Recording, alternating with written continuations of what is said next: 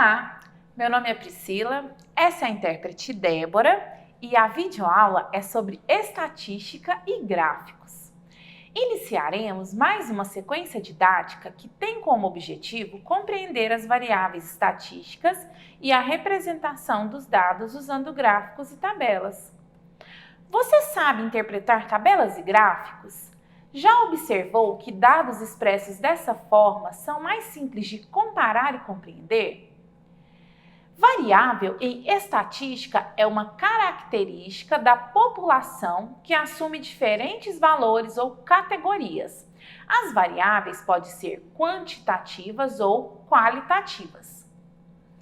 As variáveis qualitativas são relacionadas a categorias, então elas podem ser divididas como nominal, categorias não ordenáveis e ordinal, que são categorias ordenáveis. Exemplos de categorias nominais: cor favorita, que pode ser azul, verde, vermelha; esporte predileto, que pode ser futebol, vôlei, natação.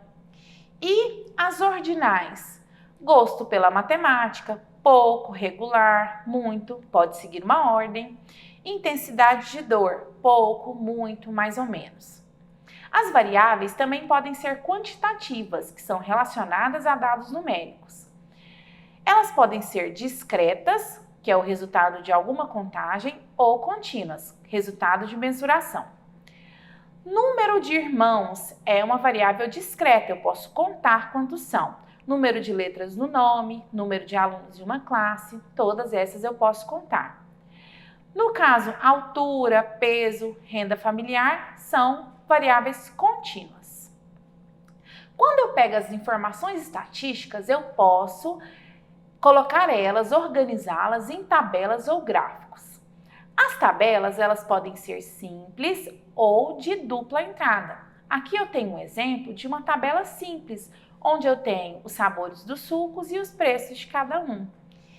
Dupla entrada, eu tenho aqui uma tabela que relaciona o nome do atleta, altura e peso. Eu tenho 2 dados de cada atleta. Os gráficos, eles podem ser gráfico de colunas, gráfico de barras, gráfico de linhas e gráfico de setores, que também é chamado de gráfico de pizza. Vamos ver alguns problemas usando gráficos. Ao lado, temos um gráfico de barras. Cada barra se refere a um mês. Os meses estão marcados no eixo horizontal. O eixo vertical fornece o número de patins produzidos por uma fábrica em cada mês. Qual é o título do gráfico? Produção de patins primeiro semestre. Ele indica claramente o assunto? Sim, ele fala bem do que se trata. Quantos patins foram produzidos em janeiro? Eu devo olhar até onde a barra de janeiro vai, nesse caso 150 patins. E em maio? Em maio foram 250 patins. Em que mês a produção de patins foi maior? Eu vou olhar qual é a barra que ficou mais alta no gráfico. Nesse caso do mês de junho, que é 350 patins. Em um município será construída uma usina hidrelétrica. Por isso, vários animais foram resgatados da área de alagamento. O gráfico de linhas mostra a quantidade de animais que foram resgatados. Eu tenho anfíbios, aves, répteis e mamíferos. Qual é o título do gráfico? Animais resgatados na área de formação do lago. Quais animais foram mais resgatados? Neste caso, são os répteis, que é onde a linha ficou mais alta lá. C. Juntando os anfíbios e os mamíferos, qual é o total? Vou juntar a quantidade de anfíbios com a de mamíferos. 10 mais 4 é igual a 14. Vamos ver agora um problema usando outro tipo de gráfico.